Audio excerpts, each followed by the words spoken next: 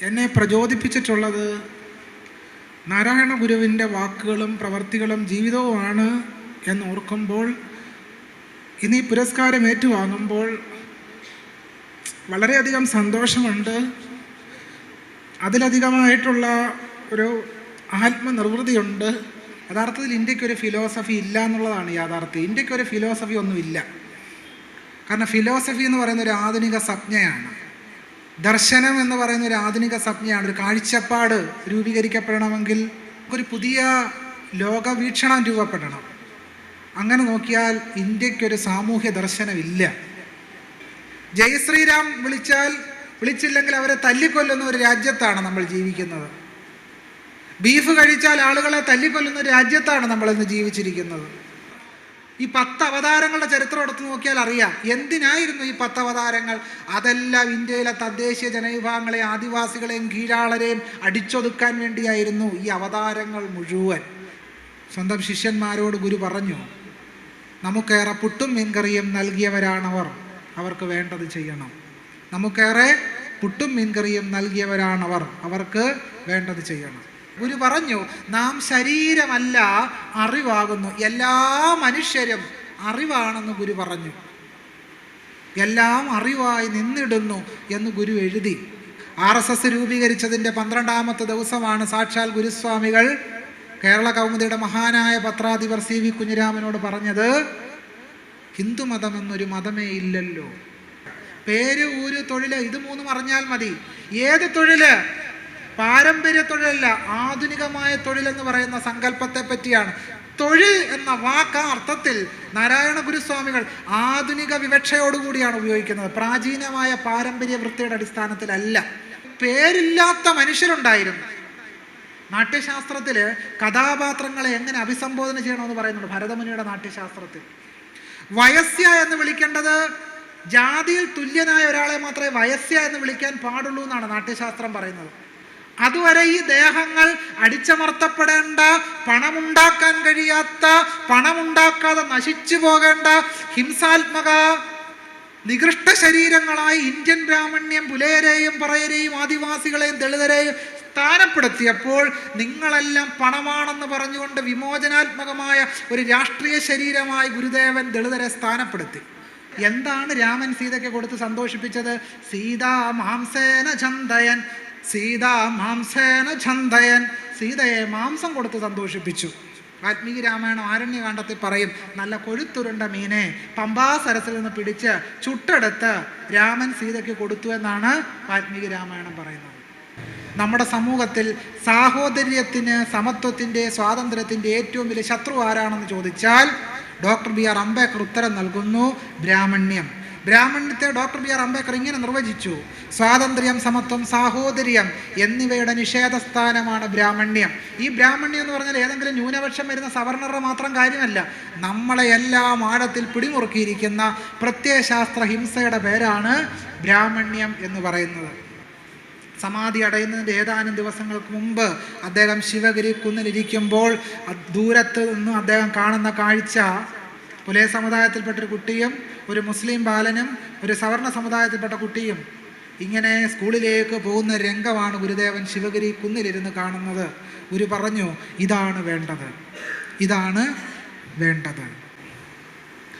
വളരെ ധന്യമായ ഒരു നിമിഷത്തിലൂടെയാണ് കടന്നു പോകുന്നത്. ഞാനിവിടെ ഇരിക്കുമ്പോൾ ഞാൻ എൻ്റെ ഒരു 7ാം ക്ലാസ്സിലെ എൻ്റെ ബാല്യകാലത്തേക്കാണ് കടന്നുപോയത്. അങ്ങനെ പറയാൻ കാരണം, എൻ്റെ വളരെ ചെറുപ്പകാലത്ത് മാതാപിതാക്കൾ ഈ കൃഷിപ്പണിക്കൊക്കെ ആയിട്ട് പോകുന്ന സമയത്ത് ഇടവേളകൾ എന്നും മാത്രമല്ല പറയേണ്ടത്, എനിക്ക് ആശ്വാസമായിട്ടുണ്ടായിരുന്നൊരു സ്ഥലം എന്ന് പറയുന്നത് എൻ്റെ വീടിന് മുമ്പിലുണ്ടായിരുന്ന ഒരു ഗുരുമന്ദിരമായിരുന്നു എന്നുള്ളതാണ്. അത് ഇപ്പോൾ എടുത്തു പറയാൻ കാരണം, നമ്മുടെ സമൂഹത്തിൽ വളരെ ആഴത്തിൽ ഹിംസാത്മകമായി ജാതി വ്യവസ്ഥ പിടിമുറുക്കിക്കൊണ്ടിരിക്കുന്ന ഒരു കാലത്ത് ഒരു വിമോചനാത്മകമായ ആശയം എന്ന നിലയ്ക്ക് എന്നെ പ്രചോദിപ്പിച്ചിട്ടുള്ളത് നാരായണ ഗുരുവിൻ്റെ വാക്കുകളും പ്രവർത്തികളും ജീവിതവുമാണ് എന്നോർക്കുമ്പോൾ ഇന്ന് ഈ പുരസ്കാരം ഏറ്റുവാങ്ങുമ്പോൾ വളരെയധികം സന്തോഷമുണ്ട്. അതിലധികമായിട്ടുള്ള ഒരു ആത്മനിർവൃതിയുണ്ട്. അതിന് ഇത്തരമൊരു പുരസ്കാരത്തിലൂടെ എന്നെ കൂടുതൽ ആത്മപ്രചോദിതമാക്കുന്നതിന് ഈ പുരസ്കാരം ഇടയാക്കും. അതിന് ശ്രീനാരായണ സമാജത്തിൻ്റെ പ്രവർത്തകരോട് ഞാൻ ഏറെ കടപ്പെട്ടിരിക്കുന്നു. അതിനേക്കാൾ ഉപരിയായിട്ട് ഈ അവാർഡ് നൽകുന്നതിലൂടെ യഥാർത്ഥത്തിൽ ഗുരുവിൻ്റെ ജീവിതത്തിലൂടെ കൂടുതൽ കടന്നു പോകുന്നതിനും കൂടുതൽ ഉത്തരവാദിത്വത്തോടെ പ്രവർത്തിക്കുന്നതിനുമുള്ള ഒരടയാളവാക്യമാണ് ഈ അവാർഡ് എന്ന് ഞാൻ കരുതുകയും ചെയ്യുന്നു. അതുകൊണ്ട് എന്നെ സംബന്ധിച്ച് ഗുരുവിൻ്റെ പേരിലുള്ള ഈ പുരസ്കാരം കേവലം ഒരു പുരസ്കാരമല്ല, മറിച്ച് എന്നെ പ്രചോദിതനാക്കുന്ന ഒരു വലിയ അടയാളവാക്യമാണ് ഗുരുവിൻ്റെ പേരിലുള്ള പുരസ്കാരം എന്ന് പറയാൻ ഞാൻ ആഗ്രഹിക്കുകയാണ്. ഇവിടെ ഷൗക്കത്ത് മാഷ് സൂചിപ്പിച്ച ചില കാര്യങ്ങളുണ്ട്. നമ്മൾ മുൻപത്തെ പോലെ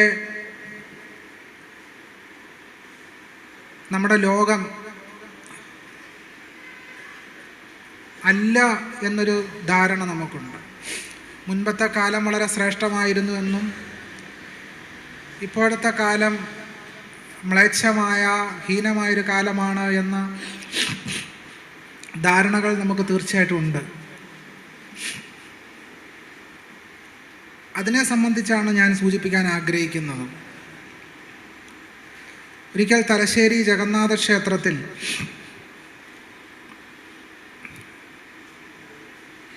ഗുരുദേവൻ സന്ദർശിക്കുന്ന സന്ദർഭത്തിൽ അവിടെ തീയ സമുദായത്തിൽപ്പെട്ട ആളുകൾ പുലയ സമുദായത്തിൽപ്പെട്ട ആളുകളെ ക്ഷേത്രത്തിൽ പ്രവേശിപ്പിക്കുന്നില്ല എന്ന കാര്യം ഗുരുവിൻ്റെ ദൃഷ്ടിയിൽപ്പെട്ടു. അപ്പോൾ ഗുരു തീയരോട് ചോദിച്ചത്, നിങ്ങൾ ആരുടെ കയ്യിൽ നിന്നാണോ ചവിട്ട് മേടിക്കുന്നത് ആ ചവിട്ട് നിങ്ങൾ മറ്റുള്ളവരെ കൊടുക്കുന്നു എന്നാണ് പറഞ്ഞത്. നിങ്ങളെ ബ്രാഹ്മണർ ചവിട്ടുന്നു, നിങ്ങൾ ആ ചവിട്ട് മേടിച്ചുകൊണ്ട് പുലയരെ ചവിട്ടുന്നു. ഇതാണ് ഡോക്ടർ ബി ആർ അംബേദ്കർ പറഞ്ഞ ശ്രേണീകൃത അസമത്വം എന്ന് പറയുന്നത്. ഈ ശ്രേണീകൃത അസമത്വം മുകളിൽ നിന്നുള്ള ചവിട്ടിങ്ങനെ താഴേക്ക് പോരുകയാണ്. ഈ ചവിട്ട് അവസാനിപ്പിക്കാനാണ് നാരായണ ഗുരുസ്വാമികൾ പ്രവർത്തിച്ചത് എന്നുള്ളതാണ് നമ്മുടെ ഓർമ്മകളെ ഇന്ന് കൂടുതൽ അവിസ്മരണീയമാക്കേണ്ടത് എന്നെനിക്ക് തോന്നുന്നു. ഗുരുദേവൻ്റെ ദർശനങ്ങൾ യഥാർത്ഥത്തിൽ നമ്മുടെ സാമൂഹ്യ ചിന്തകൾക്ക്, സാമൂഹ്യ ഭാവനകൾക്ക് ഒരു പ്രതിരോധാത്മകമായ വിമോചന ഭാവന രൂപപ്പെടുത്തുകയായിരുന്നു ഗുരു ചെയ്തത്. പൊതുവേ നമ്മൾ പറയുന്നൊരു കാര്യമുണ്ട്, ഒരു ഇന്ത്യൻ ഫിലോസഫി എന്ന് പറയും. യഥാർത്ഥത്തിൽ ഇന്ത്യക്കൊരു ഫിലോസഫി ഇല്ല എന്നുള്ളതാണ് യാഥാർത്ഥ്യം. ഇന്ത്യക്കൊരു ഫിലോസഫി ഒന്നുമില്ല. കാരണം ഫിലോസഫി എന്ന് പറയുന്ന ഒരു ആധുനിക സംജ്ഞയാണ്. ദർശനം എന്ന് പറയുന്ന ഒരു ആധുനിക സംജ്ഞയാണ്. ഒരു കാഴ്ചപ്പാട് രൂപീകരിക്കപ്പെടണമെങ്കിൽ നമുക്കൊരു പുതിയ ലോകവീക്ഷണം രൂപപ്പെടണം. അങ്ങനെ നോക്കിയാൽ ഇന്ത്യക്കൊരു സാമൂഹ്യ ദർശനമില്ല. ഇന്ത്യക്കൊരു ബദൽ സാമൂഹ്യ ദർശനം രൂപപ്പെടുത്തിയത് നാരായണ ഗുരുവിനെ പോലെയുള്ള അവർണജ്ഞാനികളാണ്. ഇന്ത്യക്കൊരു സാമൂഹ്യ ദർശനം രൂപപ്പെടുത്തിയത്. എന്തായിരുന്നു ഇന്ത്യയുടെ സാമൂഹ്യ ദർശനം? കോട്ടാൻകോട്ടിലാണ് സാമൂഹ്യ ദർശനം എന്ന് പറയുന്നത്. അത് ചാതുർവർണ്ണ്യമായിരുന്നു ഇന്ത്യയുടെ ലോകവീക്ഷണം എന്ന് പറയുന്നത്. ഇന്ത്യയിൽ എഴുതപ്പെട്ടിട്ടുള്ള, സംസ്കൃതത്തിൽ രചിക്കപ്പെട്ടുള്ള എല്ലാ ഗ്രന്ഥങ്ങളുടെയും അടിസ്ഥാനപരമായ ലോകവീക്ഷണം ചാതുർവർണ്ണ്യമായിരുന്നു, ബ്രാഹ്മണികമായിരുന്നു. ബ്രാഹ്മണർക്ക് സുഖമെന്നാൽ ലോകത്തിന് മുഴുവൻ സുഖമെന്ന് കരുതപ്പെടുന്ന ഒരു ശ്രേണീകൃതമായ കാഴ്ചപ്പാടാണ് ഇന്ത്യയിലെ എല്ലാ പുരാണങ്ങളിലും, രാമായണത്തിലും മഹാഭാരതത്തിലും വേദങ്ങളിലും എല്ലാം നിറഞ്ഞു നിന്നത്. ഇപ്പം നമ്മുടെ കാലത്ത് രാമായണ മാസത്തിലും ഒക്കെ കർക്കിടക മാസത്തെ രാമായണ മാസമാക്കി പരിവർത്തിപ്പിച്ച് എല്ലാവരും പാരായണം ചെയ്തുകൊണ്ടിരിക്കുന്നത് ഈ ചാതുർവർണ്ണ്യത്തെയാണ് വീണ്ടും വീണ്ടും പാടിപ്പുകഴ്ത്തുന്നത്. ഇപ്പം കഴിഞ്ഞ ദിവസം എനിക്ക് തോന്നുന്നു ഏതാനും ആഴ്ചകൾക്ക് മുമ്പ് മാതൃഭൂമി വാരാന്ത പതിപ്പിൽ കെ പി രാമനുണ്ണിയുടെ ഒരു ലേഖനം പ്രസിദ്ധീകരിക്കുകയുണ്ടായി. കെ പി രാമനുണ്ണിയുടെ ലേഖനത്തിൽ പറയുന്നത് കർക്കിടക മാസത്തിലെ രാമായണ പാരായണം ഭാവിയിൽ കത്തിച്ചു കളയാൻ സാധ്യതയുള്ള ഭരണഘടനയെ സംരക്ഷിക്കുന്ന ഭരണഘടനാ യജ്ഞമാണെന്നാണ് KP രാമനുണ്ണി കർക്കടക മാസത്തിലെ രാമായണ പാരായണത്തെപ്പറ്റി മാതൃഭൂമി വാരാന്ത പതിപ്പിൽ എഴുതിയത്. യഥാർത്ഥത്തിൽ ഈ കർക്കടക മാസത്തിലെ രാമായണ പാരായണം ഭരണഘടനാ വിരുദ്ധമായൊരു പരിപാടിയാണ്. ഭരണഘടന ഉറപ്പു നൽകുന്ന സ്വാതന്ത്ര്യം, സമത്വം, സാഹോദര്യം എന്ന് പറയുന്ന അടിസ്ഥാനപരമായ മൂല്യങ്ങളെയാണ് രാമായണം എതിർക്കുന്നത്. രാമായണം സ്വാതന്ത്ര്യമോ സമത്വമോ സാഹോദര്യമോ മുന്നോട്ട് വെക്കുന്നൊരു പുസ്തകമേ അല്ല. സ്വാതന്ത്ര്യം, സമത്വം, സാഹോദര്യം എന്ന് പറയുന്ന അടിസ്ഥാനപരമായ ആശയങ്ങളെ കേരളത്തിന് പരിചയപ്പെടുത്തിയത് നാരായണ ഗുരുവിനെ പോലെയുള്ള ബുദ്ധിജീവികളാണ്. നാരായണ ഗുരുവിനെ പോലെയുള്ള പോരാളികളാണ് സ്വാതന്ത്ര്യം, സമത്വം, സാഹോദര്യം എന്ന് പറയുന്ന ഒരു ദർശനം കേരളത്തിന് ആദ്യമായി പരിചയപ്പെടുത്തിയത്. അല്ലാതെ എഴുത്തച്ഛൻ്റെ രാമായണമല്ല. എഴുത്തച്ഛൻ്റെ രാമായണം ചെയ്തത് എന്താണ്? എഴുത്തച്ഛൻ്റെ രാമായണം സ്വാതന്ത്ര്യം, സമത്വം, സാഹോദര്യം എന്ന് പറയുന്ന അടിസ്ഥാന മൂല്യവ്യവസ്ഥയെ സമ്പൂർണ്ണമായി തച്ചു തകർക്കുന്ന പരിപാടിയിലാണ് അദ്ദേഹത്തിൻ്റെ കിളിപ്പാട്ട് പുസ്തകം നിലനിൽക്കുന്നത്. അപ്പോൾ 2025 ഇരുന്നു കൊണ്ട് രാമായണത്തെ പുകഴ്ത്തി ഇന്ത്യൻ ഭരണഘടനയെ വെല്ലുവിളിക്കുന്ന ഒരു കൂട്ടം ബുദ്ധിജീവികൾ ഉണ്ടായി വരുന്നു എന്നുള്ളത് നമ്മൾ വളരെ ഭയത്തോടുകൂടി വേണം നോക്കിക്കാണാൻ. രാമായണത്തെ സ്ഥാപിക്കുന്നതിന് വേണ്ടി, മഹാഭാരതത്തെ സ്ഥാപിക്കുന്നതിന് വേണ്ടി നൂറുകണക്കിന് പുസ്തകങ്ങൾ എഴുതി കൂട്ടുന്ന ഒരു രാജ്യത്താണ് നമ്മൾ ഇന്ന് ജീവിച്ചിരിക്കുന്നത്. ജയ് ശ്രീരാം വിളിച്ചില്ലെങ്കിൽ അവരെ തല്ലിക്കൊല്ലുന്ന ഒരു രാജ്യത്താണ് നമ്മൾ ജീവിക്കുന്നത്. ബീഫ് കഴിച്ചാൽ ആളുകളെ തല്ലിക്കൊല്ലുന്ന ഒരു രാജ്യത്താണ് നമ്മളിന്ന് ജീവിച്ചിരിക്കുന്നത്. മുസ്ലിങ്ങളെ എവിടെ വെച്ച് കണ്ടാലും തല്ലിക്കൊല്ലുന്ന ഒരു രീതിയിലാണ് ഇന്നത്തെ രാജ്യം പൊയ്ക്കൊണ്ടിരിക്കുന്നത്. പക്ഷെ നമ്മൾ വിചാരിക്കുന്നത് ഒരു പുതിയ പ്രതിഭാസമാണ്. അതൊരു പുതിയ പ്രതിഭാസമേ അല്ല. മധ്യകാലത്ത് ഘട്ടത്തിലുണ്ടായ പൃഥ്വിരാജ വിജയം എന്ന് പറയുന്ന ജയാനകൻ്റെ ഒരു കൃതിയുണ്ട്, സംസ്കൃത കാവ്യം. ആ സംസ്കൃത കാവ്യത്തിൽ പറയുന്ന പൃഥ്വിരാജൻ എന്ന് പറയുന്ന രാജാവ് രാമൻ്റെ അവതാരമാണെന്നും അദ്ദേഹത്തിൻ്റെ അവതാര ലക്ഷ്യം തന്നെ മുസ്ലിങ്ങളെ കൊല്ലുക, സുൽത്താൻമാരെ കൊല്ലുക എന്നുള്ളതാണ് പൃഥ്വിരാജൻ്റെ അവതാര ലക്ഷ്യമെന്നാണ് പൃഥ്വിരാജ വിജയം എന്ന് പറയുന്ന സംസ്കൃത കാവ്യത്തിൽ പറഞ്ഞു വെച്ചിട്ടുള്ളത്. ഗംഗാദേവിയുടെ മധുരാവിജയം എന്ന് പറഞ്ഞ മറ്റൊരു സംസ്കൃത കാവ്യമുണ്ട്. അതിൽ പറയുന്നത് കമ്പൻ എന്ന് പറയുന്ന രാജാവിൻ്റെ അവതാര ഉദ്ദേശം മുസ്ലിങ്ങളെ കൊല്ലുക എന്നുള്ളതാണ്. കേരളത്തിലും ഈ രീതിയിൽ വലിയ രീതിയിൽ ഇസ്ലാമോഫോബിക്കലായിട്ടുള്ള പ്രിയപ്പെട്ട ഷൗക്കത്ത് സൂചിപ്പിച്ചതുപോലെ എന്താണ് പേര്? ഷൗക്കത്ത് എന്ന് കേൾക്കുന്ന മാത്രമേ തന്നെ ഈ ഗംഗോത്രിയിൽ, ഈ ഹിമാലയത്തിൽ വരാൻ എന്താണ് അവകാശം എന്ന് ചോദിക്കുന്ന നില. ഇതൊരു പുതിയ പ്രതിഭാസമല്ല. ഇത് മുമ്പ് നിലനിന്നിരുന്ന ചരിത്രം അറിയണമെങ്കിൽ വാൽമീകി രാമായണ ഉത്തരകാണ്ഡം പരിശോധിച്ചാൽ അറിയാം. വാൽമീകി രാമായണ ഉത്തരകാണ്ഡത്തിൽ ഒരു കഥ പറയുന്നുണ്ട്. അയോധ്യ രാജധാനിയിൽ ഒരു വൃദ്ധ ബ്രാഹ്മണൻ്റെ മകൻ മരിച്ചുപോയി. ആ വൃദ്ധ ബ്രാഹ്മണൻ തൻ്റെ മകൻ്റെ ശവശരീരവുമായി അയോധ്യ രാജധാനിയിൽ വന്ന് വിലപിച്ചു. ഈ രാമൻ്റെ ഭരണം കാരണമാണ് എൻ്റെ മകൻ മരിച്ചു പോയത്. രാമൻ തൻ്റെ മന്ത്രിമാരെ വിളിച്ച് ചോദിച്ചു, വസിഷ്ഠാദി ബ്രാഹ്മണരെ വിളിച്ച് ചോദിച്ചു, എന്തുകൊണ്ടാണ് ഈ ബ്രാഹ്മണ കുമാരൻ മരിക്കാനിടയായത്? വസിഷ്ഠൻ പറഞ്ഞു, ഈ രാജ്യത്ത് ഒരു ശൂദ്രൻ തപസ് ചെയ്യുന്നു, അതുകൊണ്ടാണ് ഈ ബ്രാഹ്മണ കുമാരൻ മരിക്കാനിടയായത്. അപ്പോൾ ഏതെങ്കിലും ശൂദ്രരോ ദളിതരോ വിദ്യയിലേക്ക് പ്രവേശിച്ചാൽ ഉടൻ തന്നെ ബ്രാഹ്മണ്യം ബോധം കെട്ട് വീഴുക, ബ്രാഹ്മണര് ബോധം കെട്ട് വീഴുക. അതുകൊണ്ടാണ് അടൂർ ഗോപാലകൃഷ്ണൻ ചോദിച്ചത്, ഈ പുഷ്പവതി ആരാണ്? നമ്മളിത് രണ്ടും കൂടെ താരതമ്യം ചെയ്ത് നോക്കണം. ഒരു വ്യത്യാസവും ഇല്ല. അന്നത്തെ രാമനെയും ഇന്നത്തെ അടൂരിനെയും നമ്മൾ ഒരുമിച്ച് നോക്കിയാൽ ആ ഒരു പ്രത്യയശാസ്ത്രം എങ്ങനെയാണ് രാമനിലും അടൂരിലും പ്രവർത്തിക്കുന്നത് നമുക്ക് കാണാൻ കഴിയും. ഇത് വേറിട്ട പ്രതിഭാസമല്ല. 1000 ആണ്ടുകൾ മുമ്പ് നിലനിന്നൊരു പ്രത്യയശാസ്ത്രത്തിൻ്റെ ഒഴുക്ക് അനസ്യൂതം അടൂരിൽ വന്ന് നിൽക്കുന്നതായിട്ട് നമുക്ക് കാണാൻ കഴിയും. തപസ് ചെയ്യുന്ന ശൂദ്രനെ അന്വേഷിച്ച് രാമൻ ഹിമവൽ പാർശ്വങ്ങളിലേക്ക് പോവുകയാണ്. അവിടെ ചെല്ലുമ്പോൾ കാണുന്ന എന്താണ്? ശംഭൂകൻ എന്ന് പറയുന്ന ശൂദ്രൻ ഒരു വൃക്ഷത്തിൻ്റെ കീഴിൽ തലകീഴായിട്ട് എന്ന് തപസ് ചെയ്യുകയാണ്. അദ്ദേഹത്തിൻ്റെ ലക്ഷ്യം എന്താണ്? മോക്ഷമാണ് ലക്ഷ്യം, വേറൊരു ആഗ്രഹമില്ല. മോക്ഷം. എന്താണ് മോക്ഷം? മോക്ഷം എന്ന് പറഞ്ഞാൽ സ്വർഗപ്രാപ്തിയാണ് എന്ന് വാൽമീകി രാമായണം തന്നെ പറയുന്നുണ്ട്. സ്വർഗം ആഗ്രഹിച്ചുകൊണ്ടാണ് ശംഭൂകൻ തപസ് ചെയ്യുന്നത്, വേറൊന്നും ആഗ്രഹിക്കുന്നേ ഇല്ല. സ്വർഗത്തിൻ്റെ അധിപൻ ആരാണ്? ഇന്ദ്രനാണ്. പുള്ളിക്കാരനാണെങ്കിൽ മറ്റു ഒരു മനുഷ്യരെ അങ്ങോട്ട് കയറ്റുന്നത് ഇഷ്ടമല്ല. മാവേലി എന്തിനാണ് ചവിട്ടിത്താഴ്ത്തിയത്? പുരാണങ്ങൾ അനുസരിച്ച്. കാരണം മഹാബലി യാഗം ചെയ്ത് സ്വർഗാധിപനായി തീരുമെന്ന് പേടിച്ചിട്ട് ഇന്ദ്രൻ വേപത് പൂണ്ട് വൈകുണ്ഠത്തിൻ്റെ കവാടത്തിൽ ചെന്ന് വിഷ്ണുവിനോട് പ്രാർത്ഥിച്ചു, എങ്ങനെയെങ്കിലും മഹാബലി ഒതുക്കണം. കൊട്ടേഷൻ കൊടുക്കാൻ ചെന്ന. യഥാർത്ഥത്തിൽ ഇത്തരം കൊട്ടേഷനുകളുടെ ഒരു പ്രധാനപ്പെട്ട ആ കൊട്ടേഷനുകളെല്ലാം ഏറ്റെടുത്ത് നടപ്പിലാക്കിക്കൊണ്ടിരുന്നത് ഈ പുള്ളിയായിരുന്നു. ഈ 4 കയ്യിൽ ചക്രമുള്ള പുള്ളിയായിരുന്നു. ഇന്ദ്രൻ്റെ മുഴുവൻ കൊട്ടേഷനുകളും ഏറ്റെടുത്ത് നടപ്പിലാക്കുന്നത് അദ്ദേഹമായിരുന്നു. അതാണ് പച്ചയായ പരമാർത്ഥം. ഈ 10 അവതാരങ്ങളുടെ ചരിത്രം എടുത്ത് നോക്കിയാൽ അറിയാം എന്തിനായിരുന്നു ഈ 10 അവതാരങ്ങൾ.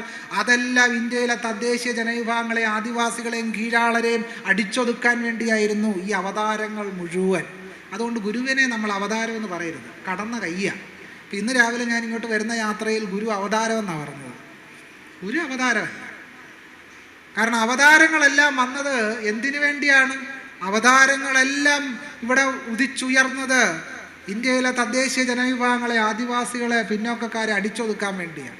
ഭാഗവത പുരാണത്തിൽ ഏകാദശ സ്കന്ധത്തിൽ ഭഗവാൻ കൃഷ്ണൻ വാസുദേവൻ പറയും, ഞാൻ കലിയുഗത്തിൽ അവതരിക്കും.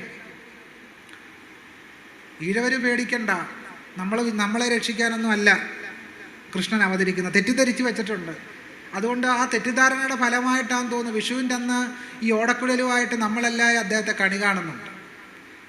നിഷ്പ്രയോജനം. കാരണം എന്താ? പുള്ളി നമ്മളെ രക്ഷിക്കാനല്ല വന്നിരിക്കുന്നത്. ഗീതാഭാഷ്യത്തിൻ്റെ ആമുഖത്തിൽ ശങ്കരാചാര്യർ പറയും, ആദികർത്ത നാരായണാക്യോ ഭഗവാൻ വാസുദേവ അവതരിക്കും. എന്തിനാണ്? ബ്രാഹ്മണത്വസ്യ രക്ഷണാർത്ഥം, ബ്രാഹ്മണ്യത്തെ രക്ഷിക്കുന്നതിന് വേണ്ടിയാണ് ഭഗവാൻ വാസുദേവൻ അവതരിക്കുന്നത് എന്ന് ഗീതാഭാഷ്യത്തിൻ്റെ ആമുഖത്തിൽ ശങ്കരാചാര്യർ സംശയലേശമന്യേ വ്യക്തമാക്കുന്നുണ്ട്. അതുകൊണ്ട് ഇന്ത്യയിലെ കീഴാളരും പിന്നോക്കക്കാരും നമ്മളെ രക്ഷിക്കാൻ ഈ കക്ഷി വരുമെന്ന് പ്രതീക്ഷിക്കേണ്ട. പുള്ളിക്കാരൻ്റെ കയ്യിരിക്കുന്ന ചക്രം നമ്മുടെ പെടലിക്ക് തന്നെ, നമ്മുടെ പെടലിക്ക് വെക്കാൻ, നമ്മുടെ പെടൽ കണ്ടിച്ചെടുക്കാൻ. അതുകൊണ്ട് അതിലൊന്നും വിമോചനം കണ്ടെത്തിയിട്ട് ഒരു കാര്യമില്ല. ഭാഗവത സപ്താഹയജ്ഞം എന്ന പേരിൽ വലിയ വിപുലമായ രീതിയിൽ സപ്താഹയജ്ഞം നടക്കുന്നു. കുചേലവൃത്തം അതിലെ പ്രധാനപ്പെട്ടൊരു കഥയാണ്. കുചേലന് 13ഓളം മക്കളുണ്ട്. അത് കൂടുതലുണ്ടെന്ന് ഭാഗവത പുരാണം തന്നെ പറയുന്നു. പക്ഷെ അത്യാവശ്യം ഭൂമിയുണ്ട് കുചേലന്. പക്ഷേ ഈ ഭാഗവത സപ്താഹ യജ്ഞം കേട്ട് ഒരിക്കൽ പോലും മലയാളി ചോദിച്ചില്ല, അത്യാവശ്യം ഭൂമി ഉണ്ടായിട്ട് പോലും എന്തുകൊണ്ട് കുചേലനൊരു വാഴയെങ്കിലും നട്ടില്ല? അങ്ങനെയാണെങ്കിൽ കൃഷ്ണനെ കാണാൻ പോകുന്ന ഒഴിവാക്കാമായിരുന്നു. കാരണം ദാരിദ്ര്യം. വാഴപ്പിണ്ടി കൊണ്ട് തോരൻ വെക്കാം, വാഴയ്ക്ക കറി വെക്കാം, പട്ടിണി മാറിക്കിട്ടും. പക്ഷേ ഒരിക്കൽ പോലും മലയാളി ചോദിച്ചില്ല, കുചേലൻ എന്തുകൊണ്ടൊരു വാഴ നട്ടില്ല എന്ന് ചോദിച്ചില്ല. ഭിക്ഷ യാചിച്ച് കിട്ടിയ അവലുമായിട്ടാണ് കൃഷ്ണനെ കാണാൻ പോയത്. കൃഷ്ണൻ ഇന്ത്യയിലെ അവർണരെയോ പിന്നോക്കക്കാരെയോ സഹായിച്ചതിൻ്റെ ഒരു പ്രമാണം പോലും ഭാഗവത പുരാണത്തിൽ ഇല്ല. ഈ രാമനും സഹായിച്ച ചരിത്രമില്ല. രാമൻ സഹായിച്ചത് മുഴുവൻ ബ്രാഹ്മണരെയാണ്. ബ്രാഹ്മണർക്ക് വേണ്ടിയാണ് രാമായണം എഴുതപ്പെട്ടത് തന്നെ. വാൽമീകി കീഴാളനാന്ന് പറഞ്ഞിട്ട് ഇപ്പോൾ ദളിതരുടെ തലയിലും ആദിവാസികളുടെ തലയിൽ രാമായണം കെട്ടിയേൽപ്പിക്കാനുള്ള ശ്രമമാണ് നടക്കുന്നത്. വാൽമീകി കീഴാളനൊന്നുമല്ല കേട്ടോ, ദളിതനൊന്നുമല്ല. വാൽമീകി രാമായണത്തിൽ തന്നെ പറയുന്നുണ്ട്, പ്രജേതസോഹം പുത്രഃ, പ്രജേതസിൻ്റെ പുത്രനാണ്. സംസ്കൃതത്തിൽ രചിക്കപ്പെട്ട അധ്യാത്മ രാമായണത്തിൽ പറയും വാൽമീകി ഒരു ബ്രാഹ്മണനാണ് എന്ന് വളരെ കൃത്യമായിട്ട് പറയുന്നുണ്ട്. എന്തുകൊണ്ടാണ് വാൽമീകി ഒരു കീഴാളനാക്കി ഇപ്പോൾ അവതരിപ്പിക്കുന്നത്? അത് ഹിന്ദുത്വം വളരെ അടുത്ത കാലത്തായിട്ട് ചെയ്യുന്നൊരു പ്രധാനപ്പെട്ട പരിപാടിയാണ്. വ്യാസനെ ഇതുപോലെ കീഴാളനാക്കാനുള്ള ശ്രമമുണ്ട്. വ്യാസൻ കീഴാളനൊന്നുമല്ല. പരാശരൻ എന്ന് പറയുന്ന ബ്രാഹ്മണന് സത്യവതിയിലുണ്ടായ ആളാണ് വ്യാസൻ. ആരാണ് സത്യവതി? ഒരു ക്ഷത്രിയ രാജാവ് ഇങ്ങനെ കാട്ടിലൂടെ നടക്കുമ്പോൾ പെട്ടെന്ന് അദ്ദേഹത്തിന് ശീഘ്രസ്ഖലനം ഉണ്ടായി. പെട്ടെന്ന് തന്നെ ആ ബീജമെല്ലാം ഒരു വാഴയിലേക്ക് ശേഖരിച്ച് പെട്ടെന്ന് തന്നെ രാജകൊട്ടാരത്തിലേക്ക് കൊടുത്തു വിട്ടു. ഞാനതിൻ്റെ ഉള്ളറകളിലേക്ക് തൽക്കാലം കടക്കുന്നില്ല. അത് പിന്നെ എൻ്റെ കമൻറ്റുകൾക്ക് പിന്നെ ഈ സെൻസർ ബോർഡ് സർട്ടിഫിക്കറ്റ് തരേണ്ടി വരും. അതുകൊണ്ട് ഞാനതിൻ്റെ കഥകളിലേക്ക് തൽക്കാലം പോകുന്നില്ല. എന്തായാലും പാഴാകാതെ ഇലയിൽ കൊടുത്തു വിട്ടു. എന്തായാലും പോകുന്ന വഴിയിൽ തന്നെ ഇലയിൽ നിന്നെല്ലാം പൊഴിഞ്ഞ് താഴോട്ട് വീണു, നദിയിലേക്ക് വീണു. നദിയിലൊരു മത്സ്യകന്യകയുണ്ട്, അദ്രിക എന്ന് പറയുന്ന മത്സ്യകന്യക. അദ്രിക ഒരു അപ്സര സ്ത്രീ ആയിരുന്നു. അപ്സര സ്ത്രീക്ക് ശാപം കിട്ടിയിട്ട് നദിയിൽ കിടക്കുക. ഇത് മത്സ്യത്തിൻ്റെ ഉള്ളിലേക്ക് പോയി. അങ്ങനെ മത്സ്യം ഗർഭിണിയായി. അങ്ങനെ പ്രസവിച്ച അങ്ങനെ ഒരു കൈവർത്തകൻ മത്സ്യബന്ധനം നടത്തുമ്പോൾ കിട്ടിയതാണ്, അതിരികെ കിട്ടി. വയറ് പിളർന്നു നോക്കിയപ്പോൾ വയറ്റിനകത്ത് ഒരു കുഞ്ഞ്. അതാണ് സത്യവതി. അപ്പം ക്ഷത്രിയ രാജാവിന് അപ്സര സ്ത്രീയിലുണ്ടായ സത്യവതി എങ്ങനെയാണ് മുക്കുവ സ്ത്രീ ആകുന്നത്? സത്യവതി മുക്കുവ സ്ത്രീ അല്ല. സത്യവതി ക്ഷത്രിയ രാജാവിന് അപ്സര സ്ത്രീയിലുണ്ടായ ഒരു കന്യകയാണ്. പറഞ്ഞു വരുമ്പോൾ പരാശരൻ എന്ന് പറയുന്ന ബ്രാഹ്മണന് ക്ഷത്രിയ രാജാവായ ഒരാൾക്കും അദ്രിക എന്ന് പറയുന്ന അപ്സര സ്ത്രീക്കുണ്ടായ വ്യാസൻ എങ്ങനെയാണ് കീഴാളനാകുന്നത്, ദളിതനാകുന്നത്? വ്യാസൻ ഒരു തനി ബ്രാഹ്മണൻ തന്നെ. ഇങ്ങനെ ബ്രാഹ്മണർ എഴുതിക്കൂട്ടിയ പുസ്തകം മുഴുവൻ ദളിതരുടെയും ആദിവാസികളുടെയും തലയിൽ കെട്ടിയേൽപ്പിച്ച് ബ്രാഹ്മണ്യത്തിൻ്റെ ആഖ്യാനങ്ങൾ ദളിതരാണ് പറഞ്ഞത് എന്ന് സ്ഥാപിച്ചുകൊണ്ട് നടക്കുന്ന ഈ കുൽസിത വ്യാഖ്യാനങ്ങൾ ചരിത്രവിരുദ്ധമാണ് എന്ന് മഹാഭാരതവും രാമായണവും തന്നെ പറയുന്നുണ്ട്. ഈ കുൽസിത വ്യാഖ്യാനങ്ങൾക്ക് ഇപ്പോൾ വളരെയധികം ആക്കം കൂടിയിട്ടുണ്ട്. യഥാർത്ഥത്തിൽ ഈ രാമനെയോ രാമായണ പാഠത്തെയോ അതിൻ്റെ ഹിംസാത്മക പ്രത്യയശാസ്ത്രത്തെയോ നാരായണ ഗുരുസ്വാമികൾ അംഗീകരിക്കുകയുണ്ടായില്ല. രാമാദികളുടെ കാലത്തായിരുന്നുവെങ്കിൽ നമുക്ക് ശംഭൂകൻ്റെ ഗതിയാകുമായിരുന്നു എന്ന് പറഞ്ഞ നാരായണ ഗുരുസ്വാമികൾ രാമപാഠത്തെയും രാമൻ്റെ പ്രത്യയശാസ്ത്രത്തെയും സമ്പൂർണമായി തിരസ്കരിച്ചു. നടരാജഗുരുവുമായിട്ടുള്ള സംഭാഷണത്തിൽ ഗുരുസ്വാമികൾ പറഞ്ഞു, ഗീത ഉപദേശിച്ച കൃഷ്ണൻ പിന്നീട് ദുഃഖിച്ചിരിക്കാം. ഗീത ഉപദേശിച്ച കൃഷ്ണൻ പിന്നീട് ദുഃഖിച്ചിരിക്കാം. നാരായണ ഗുരുസ്വാമികളുടെ നേർശിഷ്യൻ സാക്ഷാൽ സഹോദരൻ അയ്യപ്പൻ ഗാന്ധിയുടെ മുഖത്ത് നോക്കി ചോദിച്ചു, your Srikrishna was a regular murderer. നിങ്ങളുടെ കൃഷ്ണൻ ഒരു പരമ്പര കൊലയാളിയല്ലായിരുന്നു? അല്ലാതെ സമാധാനത്തിന് നോബൽ പുരസ്കാരമൊന്നും കൊടുക്കേണ്ട ആളല്ലായിരുന്നു എന്നാണ് ചോദ്യത്തിൻ്റെ മറുവശം. നിങ്ങളുടെ കൃഷ്ണൻ ഒരു പരമ്പര കൊലയാളിയല്ലായിരുന്നു. മഹാഭാരതം കിളിപ്പാട്ടിൻ്റെ അവസാന രംഗത്ത് ഗാന്ധാരി ചോദിക്കുന്നുണ്ട്, കൊല്ലിക്കെ അത്രേ നിനക്ക് രസമെടു, മനുഷ്യരെയെല്ലാം കൊല്ലുന്നതാണ് നിന്റെ രസം. ഗുരുദേവൻ അരുളി, കൊല്ലുന്നവനില്ല ശരണ്യത മറ്റെല്ലാവിധ നന്മയും ആർന്നിടിലും. കൊല്ലുന്നവനില്ല ശരണ്യത മറ്റെല്ലാവിധ നന്മയും ആർന്നിടിലും. കൊല്ലുന്നവന് ശരണ്യതയില്ല. ഗുജറാത്തിൽ കൊല്ലുന്നവർക്ക് ശരണ്യതയില്ല. ഡൽഹിയിൽ കലാപം സൃഷ്ടിച്ചവർക്ക് ശരണ്യതയില്ല. ഇന്ത്യയിൽ വ്യത്യസ്ത പ്രദേശങ്ങളിൽ മുസ്ലിങ്ങളെ ശത്രുവാക്കിക്കൊണ്ട് നടക്കുന്ന കലാപങ്ങൾ, അത്തരം കലാപങ്ങൾക്ക് നേതൃത്വം വഹിക്കുന്നവർക്ക് ശരണ്യതയില്ല എന്നാണ് ഗുരുദേവൻ്റെ അരുളപ്പാടുകൾ നമ്മെ ബോധ്യപ്പെടുത്തുന്നത്. ഒരിക്കൽ കടക്കാവൂർ എന്ന് പറയുന്ന സ്ഥലത്തൂടെ ഗുരുദേവൻ സഞ്ചരിക്കുകയായിരുന്നു. ഒരു മുസ്ലിം വനിത ഗുരുവിനെ കണ്ടുകൊണ്ട് കുശലാന്വേഷണം നടത്തുന്നതിന് വീടിൻ്റെ ഉമ്മറത്ത് പുറത്തേക്ക് ഇറങ്ങി വന്നു. ഗുരു അവരോട് കുശല പ്രശ്നങ്ങളൊക്കെ നടത്തി. സ്വന്തം ശിഷ്യന്മാരോട് ഗുരു പറഞ്ഞു, നമുക്കേറെ പുട്ടും മീൻകറിയും നൽകിയവരാണവർ, അവർക്ക് വേണ്ടത് ചെയ്യണം. നമുക്കേറെ പുട്ടും മീൻകറിയും നൽകിയവരാണവർ, അവർക്ക് വേണ്ടത് ചെയ്യണം. പുട്ടും മീൻകറിയും നല്ല കോമ്പിനേഷനാണ് അല്ലേ? അതെ, കട്ടൻ ചായ കൂടെ ഉണ്ടെങ്കിൽ ഗംഭീരമായി. പക്ഷേ ഇന്ന് നമ്മൾ ഗുരുവിനെ എന്താക്കി മാറ്റി? ഗുരുവിനെ ഒരു വെജിറ്റേറിയൻ ബ്രാഹ്മണനാക്കി മാറ്റി. ഗുരുവിനെ പറ്റി ഒരു അഷ്ടോത്തര ശതനാമാവലി എഴുതിയുണ്ടാക്കി. അതിൽ ഗുരുവിനെ പറ്റി പറയുന്നത് ശ്രുതിസിദ്ധ ബ്രാഹ്മണായ നമാന്ന.